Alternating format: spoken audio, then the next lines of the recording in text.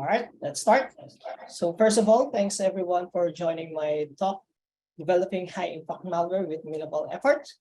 So again, as a reiteration of my introduction, I've been working in the IT security consultancy for around 7 years already, and I'm currently into malware development in Windows internals, and I am known by my handler, Captain Mila. So our agenda for today would be, first, we will discuss why we need to get into malware development, and we will have a high-level discussion of Windows APIs and the common types of detections used by AVs and EDRs. We'll also discuss some things to consider when we are writing our malware or implant and getting the actual work done, or how to build the malware or highly evasive or highly impact malware with minimal effort. Then a tool demonstration of the tool that I built using the information that was discussed. And some tips and advices if you wanted to get or to dig deeper into malware development. So let's discuss why we need to get into malware development. First, malware development is a great skill to learn and it's cool. I would say it's also great for your CV. But more importantly, blue teams continue to evolve. So as a red team, we must keep up. And I'd like to leave this note by Sun Tzu: to know your enemy, you must become your enemy. So by writing our custom malware, just like APTs do, we could provide more values to our customers. So why this talk? As someone who was started into malware development, I find the topic very intimidating. And these are some of the questions that I asked myself when I started. So before that, let's first discuss Windows API. Windows API simply allows an application to interact with the operating system, whether you want it to display a message box or get an input from a keyboard or simply start a process, you will need to call Windows API. They are officially documented by Microsoft, so they are easy to understand and work with. And Windows APIs are exported by different DLLs such as User32, Kernel32, and others. Then there's the native API, which is the functions that perform the actual operations. What I mean by that is when you invoke a Windows API, it will eventually call the corresponding function within the native API. They are undocumented, so expect that they are challenging to work with, especially getting the correct type definitions and structs. But thanks to the community, some folks in the industry have provided unofficial documentations that would help or ease our jobs. Native APIs are commonly exported by ntdll.dll or win32u.dll, and they are distinguishable by the nt or zw prefix. In the red team or PenTest term, they are commonly called as syscalls. These are an illustration of the transition from the Windows API to native APIs. So in this case, if you invoke the create process Windows API exported by kernel32.dll, it will eventually call the nt create user process exported by ntdll.dll. And this table shows the commonly used API by malwares and the corresponding native APIs. Now let's discuss about the detections. First, we have the static-based detection, in which it compares the signatures to a database of known malwares. Those signatures could be strings, variable names, processes, hashes, and others. However, this type of detection only works for known malwares. Next type of detection is called dynamic-based detection, in which the AV or EDR monitors the execution of a code or a process in a sandbox. So they watch for the API calls used, the network traffic, see if an unsigned binary makes some registry changes to the operating system. The drawback here is that sandboxes are limited and can be bypassed. Like for example, if you wanted to delay some execution or do some environmental keying. Another type of detection is called heuristic-based detection, in which the AV or EDR makes a decision based on how the process behaves. So the common type of behavior used by a malware, for example, is that they open a handle to a particular process, allocate a memory, copy the shellcode into that memory, and create a thread. So the drawback here is that they can be avoided or they can be bypassed if we change how the process flow or pattern. Now let's discuss some things to consider when writing our implant. First is the programming language we need to use. It depends on different factors, whether you wanted a low or high level language. It also depends on the developer's knowledge and experience, as well as the support of the community and the documentations available. Another thing to consider is the file types that you need to use. Obviously, you don't want to send an executable file via attachment when doing phishing campaigns. So the important thing here is to think about operational security. Next is the execution method, how your malware should behave or what your malware should do. Should you do a shellcode loader, or should your malware do some process injection or DLL side loading? But for this talk, we will discuss about process injection. So what is process injection? Basically, execution of code under the address space of another process. When we use process injection, we could avoid detection since the execution is masked under a different process. And let's say, for example, if our target process is not running, then we can simply spawn it. And here's a good demonstration by Endgame about how process injection works. So in this case, the malware process copy and writes the shellcode into the target process memory, creates a thread and run that thread. Then according to MITRE, these are some of the process injection techniques available. Note that each technique have sub-techniques, and each sub-techniques or techniques have different variations and implementations. So where do we get a sample POCs or skeleton code or base code that we could use for process injections? One of the most well-known resources is by Spot the Planet. Another good resource would be by ModXP blog, by EvilBit, by PNjector, which was presented in Black Hat and DEFCON around 2019. Now let's get the work done, or how do we write our malware with minimal effort. First, we will use the open source community and search the internet. But the most important thing here is that we will use header-only libraries because they are easily used and they work most of the time. You just simply import the libraries and you're good to go. But before that, we will start first with our skeleton code.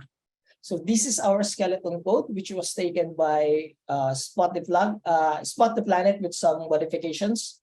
Well, this skeleton code basically does a early bird APCQ code injection. So it will spawn a process in a suspended state, allocate the memory, write the shellcode on that allocated memory, queue the APC, and resume the thread to run the shellcode or the payload. So here's the skeleton code in action. So basically pops a message box. So here's the content of the shellcode that was written in the target process memory, which is Notepad. Now let's discuss encryption and obfuscation. Encryption and obfuscation adds additional layer of protection by getting rid of the known indicators.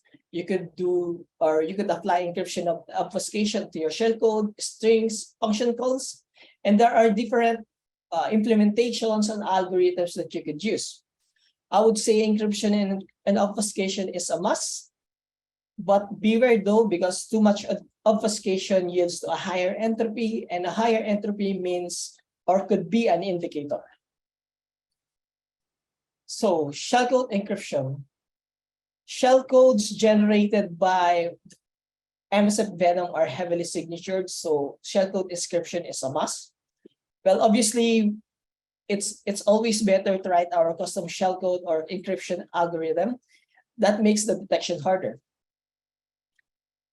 So how do we do our shellcode encryption easily or even without having an in-depth knowledge in how to do it. So these are some of the header-only libraries that we could use. But for this one, we will use, for this demonstration, we will use TinyAES. So to use TinyAES, we'll just import the TinyAES library. So this one. And we'll add some knobs or pad the node because to make the shellcode divisible by 16. So this is the encrypted shellcode, or using that encrypted shellcode, we just simply feed it to our shellcode variable. And now to decrypt our shellcode, we will simply use the decrypt buffer function. So here it is. The updated code using TinyAES to do our shellcode encryption. So here's a before and after image showing the difference when using shellcode encryption. On the left-hand side, we can see that the shellcode is seen clearly, while on the right-hand side, we can see that the shellcode has been encrypted. But the problem here is that even though the shellcode has been encrypted or obfuscated, the key and the IBUs are seen clearly. So in this case, the red highlighted text are the key, and the yellow highlighted part are the IB that was used.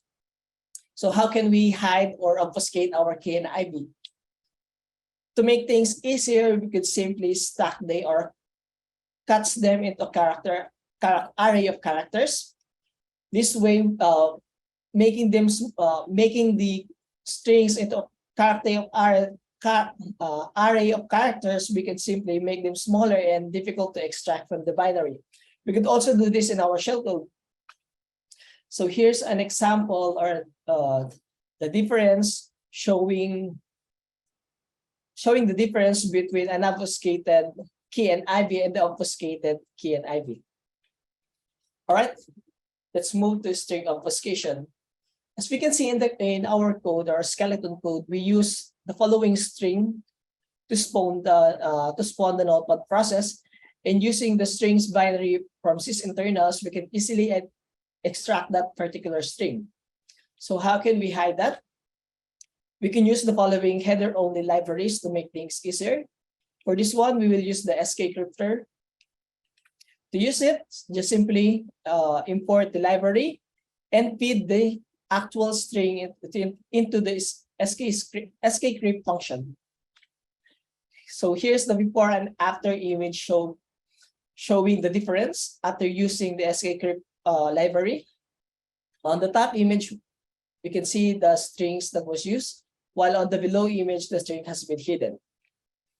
Now let's talk about hiding function calls. First, what is IAT or import address table? IAT simply stores the addresses of functions imported from the DLL. If we use a particular Windows API function, we can extract, or we could see the actual Windows API used by looking at the IAT, and AVs and EDR monitor those.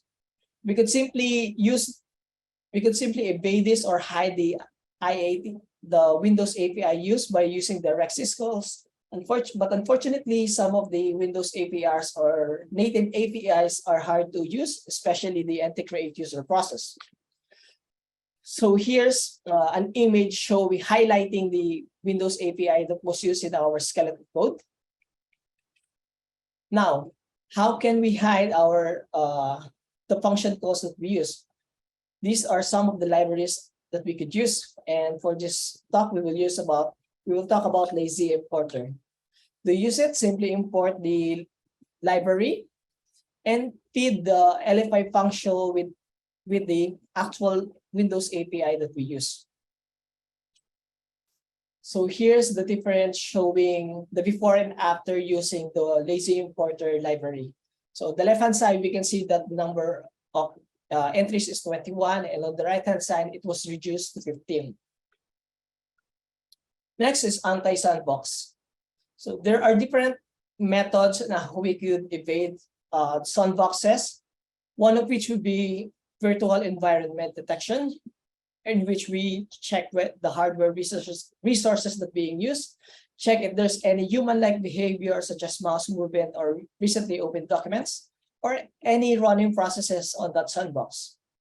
Another thing that we could check would be, or that we could use to evade the sandbox, is to implement some environmental keying, wherein our implant will only run on a specific target.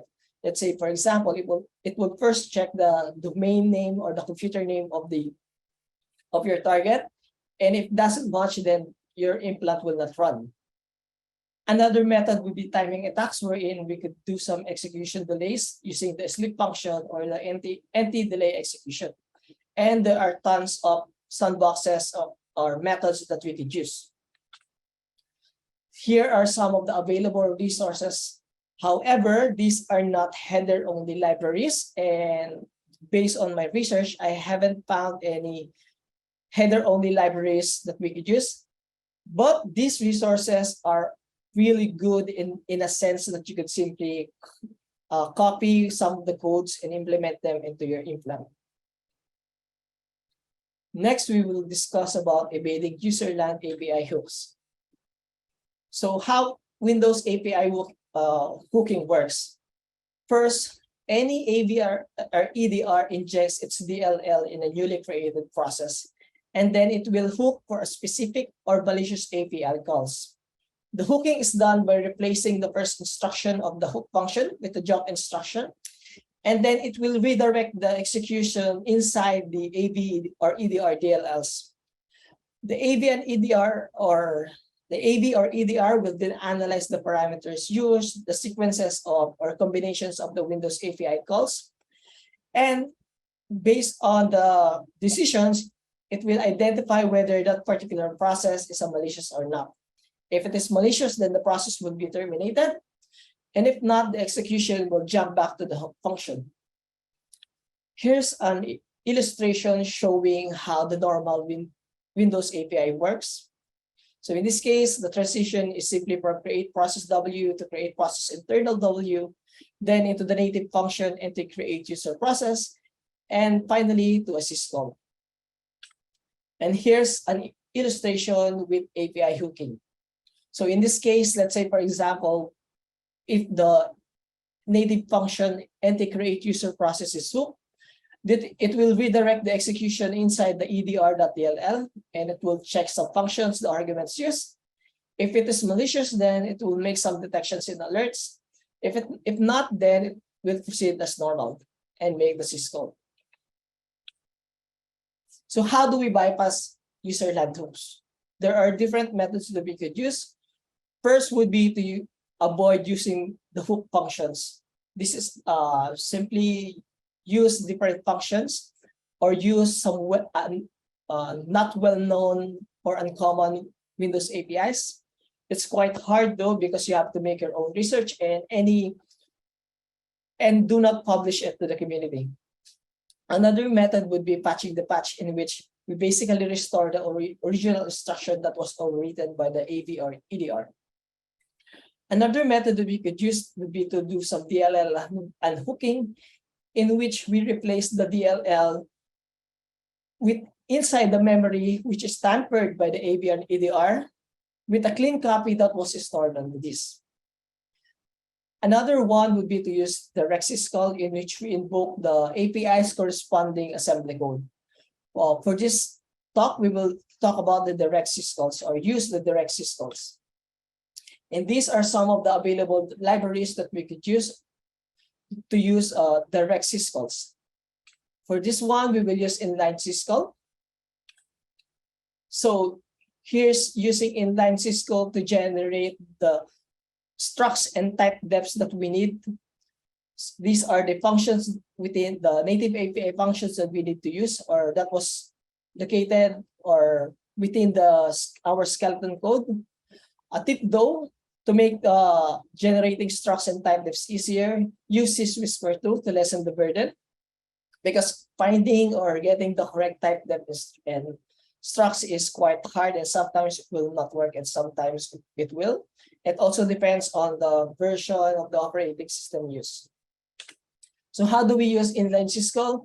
We just simply import the inline syscall library, make the required initialization calls, and feed the native API function as an argument to the inline_syscall function.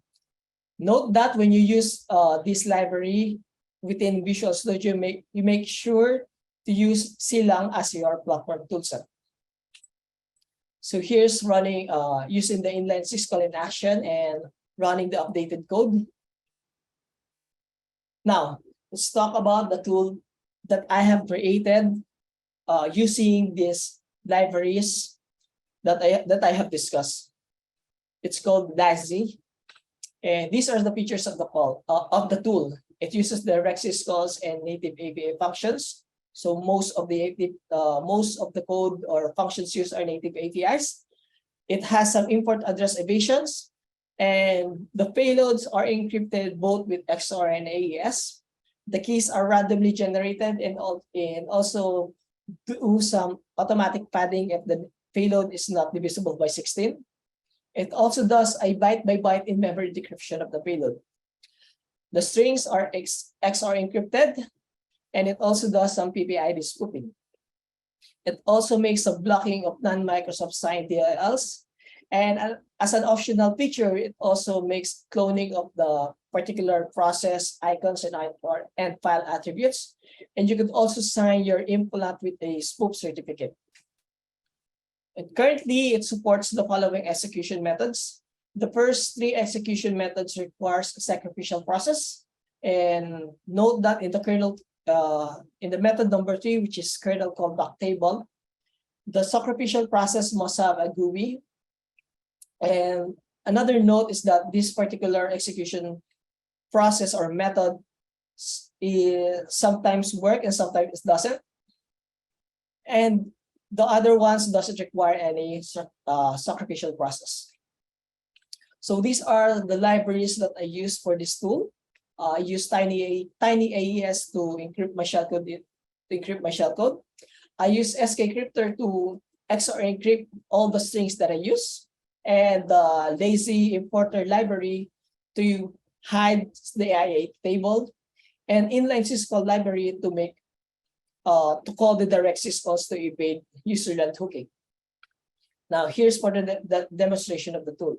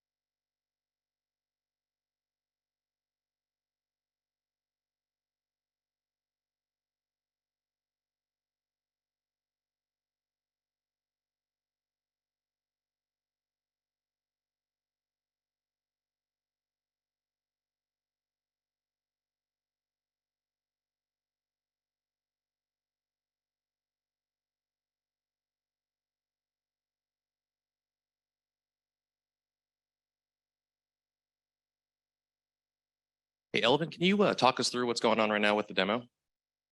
Oh, yeah. All right. So let me repeat that. Yeah, just a little bit of over. Yeah, so for this one, we will generating the payload that we need to that we will feed into our tool. So this is a MSF Venom generated payload. Next, we will use Lassie, which is our loader. Once again, generating the payload by MSF Venom.